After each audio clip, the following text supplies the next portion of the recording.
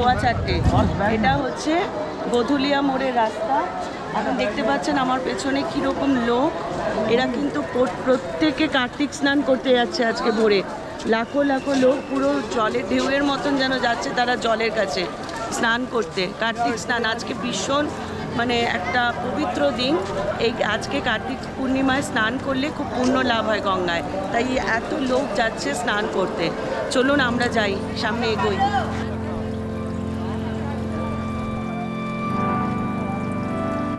আজকে দিনটা হচ্ছে শুক্রবার, রাস পূর্ণিমা, আবার আরেকদিকে হচ্ছে গুরু নানক জয়ন্তী। এখন আমরা যাচ্ছি ওসি ঘাটে গঙ্গারতি দেখতে। अच्छा भैया, ओशी घाट का ऑटो किधर से मिलेगा? आगे सर्कल से। মানে আমি ভেবেছিলাম ভোরবেলায় বোধহয় লোক থাকবে না, এ তো মানে লোকের ঢল যাকে বলে। কলকাতায় দুর্গাপুজো তো এত ভিড় হয় না। ভারতবর্ষের বিভিন্ন জায়গা থেকে বলে প্রচুর লোক আসে, দোকান পাট সব কিছু খোলা। বসেছে এখন সিঙ্গারা, আবার সিঁদুর, মানে পুরো মেলা লেগেছে এই ভোর 4টের সময় যেন। বাপরে, হাঁটার মানে রাস্তা পাচ্ছি না, এত ভিড়। আমার ধারণা ছিল না যে এইরকম পরিমাণে ভিড় হতে পারে ভোরবেলায়। আর দূরে ওই যে একটা সাদা রকম বিন্দু দেখছি, মানে ক্যামেরায় আসছি না, ওটা কিন্তু পুরো গোল একটা চাঁদ, পূর্ণিমার চাঁদ। সমস্ত দোকানপাট কিন্তু খোলা, দেখছেন। এখানে কিন্তু পণ্য ব্যবসায়ীরা কিন্তু তাদের ব্যবসা করে যাচ্ছে এই ভোরবেলায়, আর সমস্ত লোক কিনছেও। এইদিকে ভিড়টা দেখুন, এই প্রত্যেকটা মানুষ চলেছে গঙ্গা স্নানে ভোরবেলায়, পূর্ণ স্নান। কে বলবে এটা ভোর 4টে বাজে। আমরা গধুলিয়া মোড়ের একদম চক থেকে অটো নিয়ে নিলাম, এটা আমাদের ওসি ঘাট অব্দি নিয়ে যাবে। এখানে ভোরবেলায় আপনাকে রিজার্ভ করে অটো নিয়ে যেতে হবে ওসি ঘাট এরকম সময় আসলে। অন্য সময় তো নর্মাল।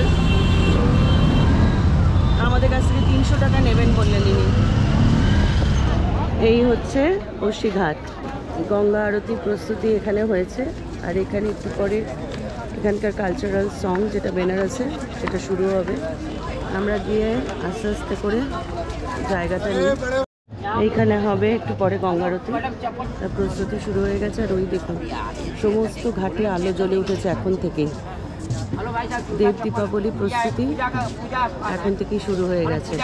মেনলি সন্ধ্যেবেলায় আলোগুলো জ্বলে, তো এখনই সব আলো জ্বেলে দেওয়া হয়েছে।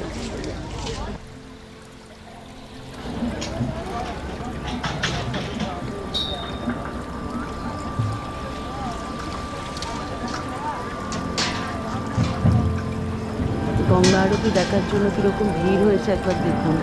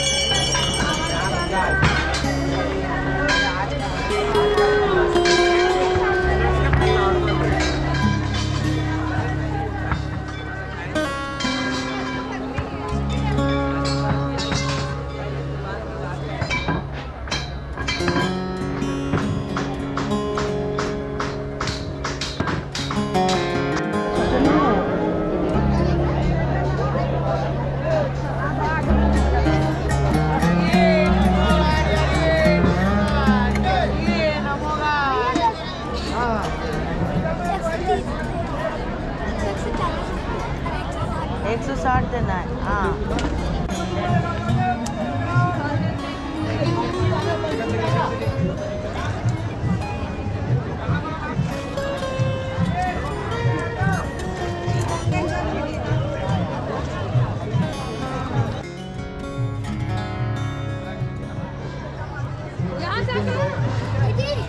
इसका वीडियो क्या करेंगे?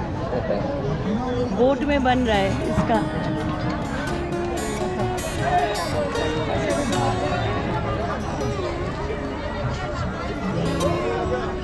আমার পেছনে দেখতে পাচ্ছেন যে সবাই আজকে কিন্তু গঙ্গা স্নান করছে। আমরা গঙ্গা স্নান না করলেও কিন্তু হালকা করে গঙ্গা ছুঁয়ে প্রদীপ কিন্তু ভাসালাম। আজকে দেব দীপাবলি, একে বৈকুণ্ঠ পূর্ণিমাও বলে। এই দিনে দীপ ভাসানো, গঙ্গায় স্নান করে খুবই পুণ্যের কাজ বলে। আমি অল্প হলেও করতে পেরেছি।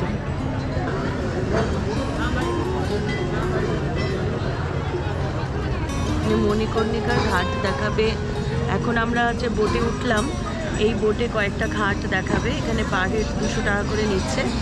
এখানের দশাশ্বমেধ ঘাট, হরিশ্চন্দ্র ঘাট, মণিকর্ণিকা ঘাট ইত্যাদি ঘাটগুলো একটু ঘুরিয়ে দেখাবেন এনারা। সানরাইজ হচ্ছে গঙ্গায়, বেনারসের গঙ্গায়। এখন মনে হয় জোয়ার।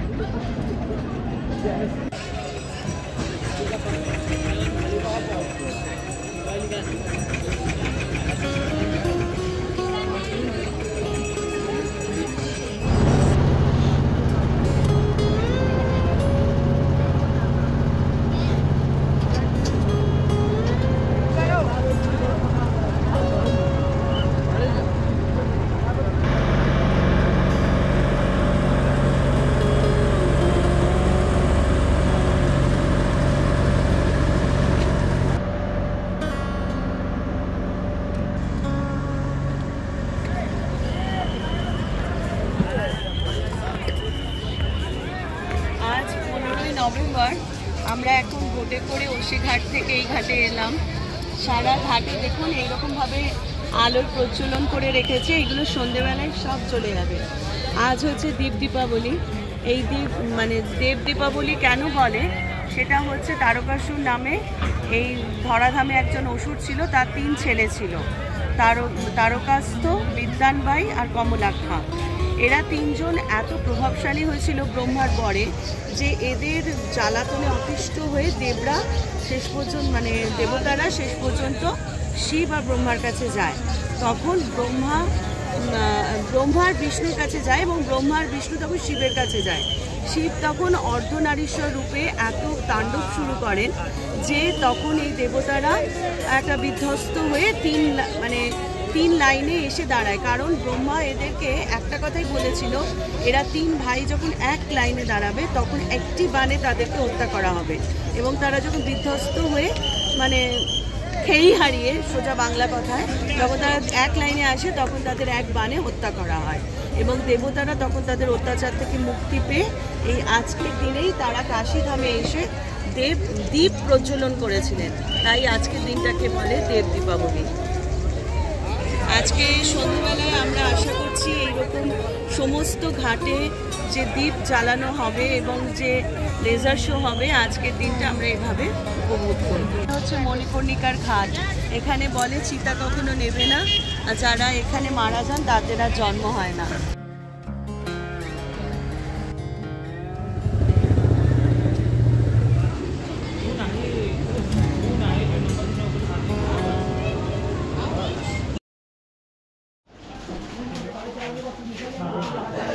এখন আমরা সবাই মিলে যাচ্ছি বোটে করে দেব দীপাবলির দীপ প্রজ্বলন ঘাটে যেটা হবে আর লেজার শো দেখতে। আজকের আরতি কিন্তু মেয়েরাও করে থাকে, মানে এটা একটা বৈশিষ্ট্য। অন্যদিন যেরকম ঘাটে ছেলেরা আরতি করে থাকে, আজকে কিন্তু মেয়েরাও আরতি করে থাকে।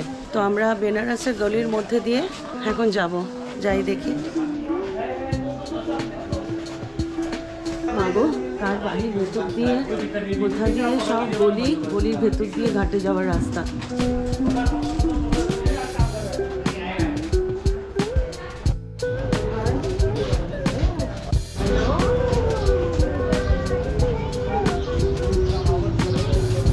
দেখুন আমরা ভেতর দিয়ে চলে এসেছি।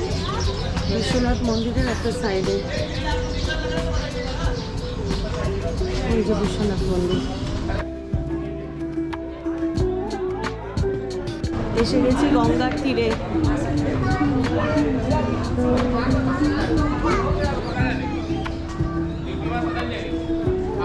এই খাড়াই রাস্তা দিয়ে আমাদের যেতে হবে বোট অব্দি।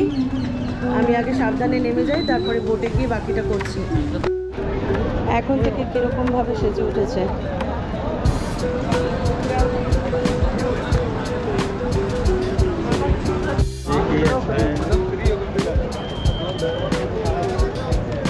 সন্ধ্যে 6টা থেকে শুরু হবে দেব দীপাবলি প্রোগ্রাম। এখন থেকে ঘাটে ঘাটে লোক এবং যারা লঞ্চ স্টিমার সব ভাড়া করেছে তারা সব চলে এসেছে। আমরাও যাচ্ছি এবার। চলুন বোটে গিয়ে দেখা হবে।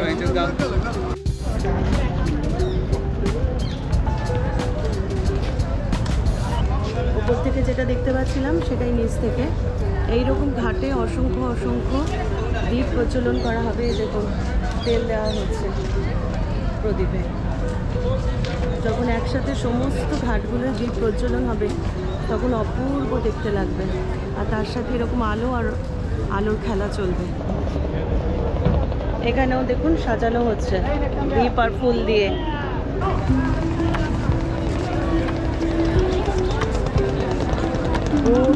ছোট ছোট স্টিমার এগুলো সব সাজানো রয়েছে। এগুলো সব ভাড়ায় আজকে সব লাইট মাস ওগুলো দেখায়। এগুলো কিন্তু সাংঘাতিক ভাড়া। আমরা মোটামুটি 3,500 টাকা আগে থেকে আমাদের হোটেল থেকে বুক করে দিয়েছিল বলে আমরা পেয়েছি। এগুলো কোনোটা 80,000, 90,000, এমনকি 1 লাখ পর্যন্ত ভাড়া হয়ে থাকে। এখন আমরা বোটের মধ্যে উঠে পড়েছি। এখানে চা, জল এবং হালকা স্ন্যাক্সের এনারা ব্যবস্থা করেছেন। এটা আমাদের প্যাকেজের মধ্যেই রয়েছে। এবার বোট থেকে আমি আশপাশটা আপনাদের একটু দেখাই।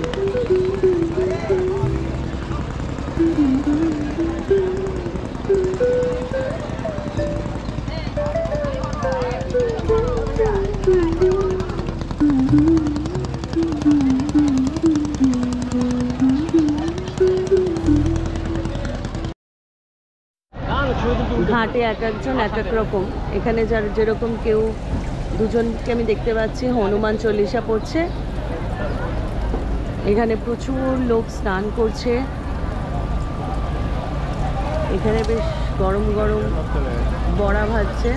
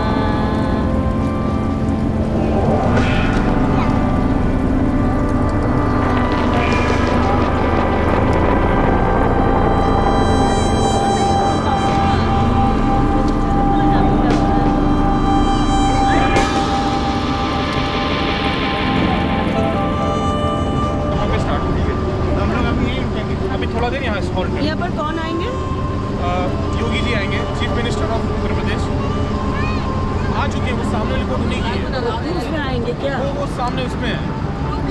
क्रूज में आते हैं। वो छोटे छोटे कई हाथ आपको दिख रहे हैं, हाँ हाँ हाँ। वो नमो घाटी ये रिसोर्ट अच्छा अच्छा बनाया अच्छा गया। अच्छा। पहले यहाँ पर प्रोग्राम होगा, उसके बाद हम लोग दूसरी जगह पे जाएंगे। वो पहले था ये भी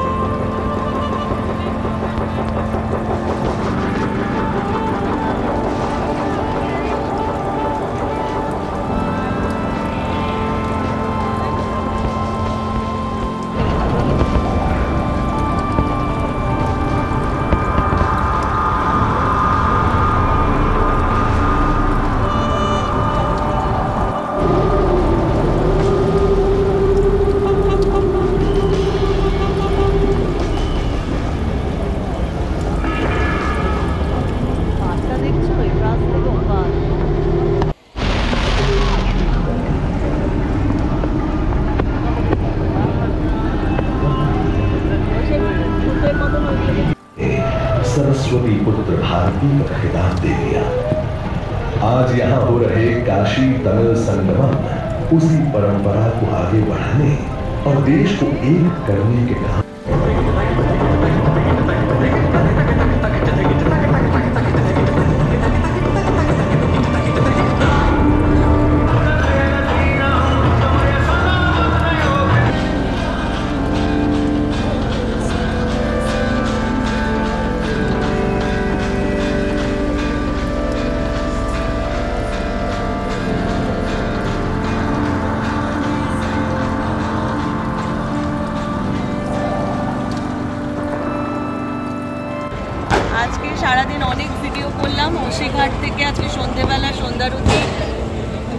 প্রজ্বলন, লেজার শো সব রকম আজকে ভিডিও করলাম। আজকের মতন ভিডিও এখানেই শেষ করছি। সাথে থাকবেন, সাবস্ক্রাইব করবেন, শেয়ার করবেন।